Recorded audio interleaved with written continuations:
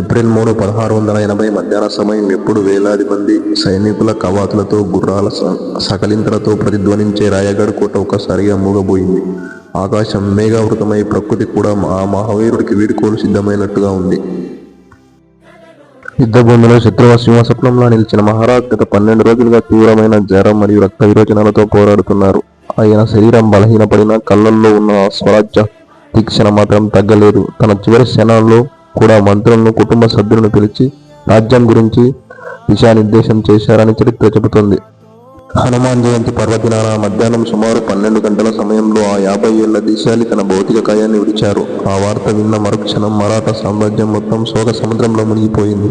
ఆయన లేని రాయగఢ్ సూర్యులు లేని రాజ్యం లాంటిది అని అప్పట్లో ప్రజలు విలపించారు.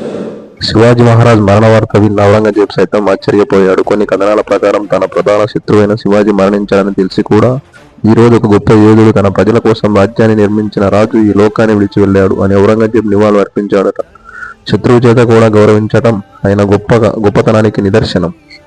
ఆయన అంత్యక్రియలు రాయగఢ్ కోటలో అత్యంత గౌరవప్రదంగా జరిగాయి. నేటికి అక్కడ ఉన్న ఆయన సమాధి దగ్గరకు వెళ్తే ఆ గాలిలో ఉన్న ఒక రకమైన ధైర్యం, దేశభక్తి కనిపిస్తుంది. ఆయన మరణం కేవలం శరీరం విడడమే కానీ ఆయన ఆశయం మరాఠా సామ్రాజ్య రూపంలో వందల ఏళ్ల పాటు మొఘలులను గడగడలాడించింది. మరణం అనేది ఒక యోధుని ప్రయాణాన్ని ఆపలేదు, అది అతని చరిత్రగా మారుస్తుంది. 1680 రాయగఢ్ కోటపైన ఆ సూర్యుడు అస్తమించి ఉండవచ్చు, కానీ ఆయన వెలిగించిన స్వరాజ్య జ్యోతి ఈ గడ్డపై పుట్టిన ప్రతి బిడ్డ గుండెల్లో నిప్పు కనకై రగులుతోంది. జై శివాజీ, జై భవానీ.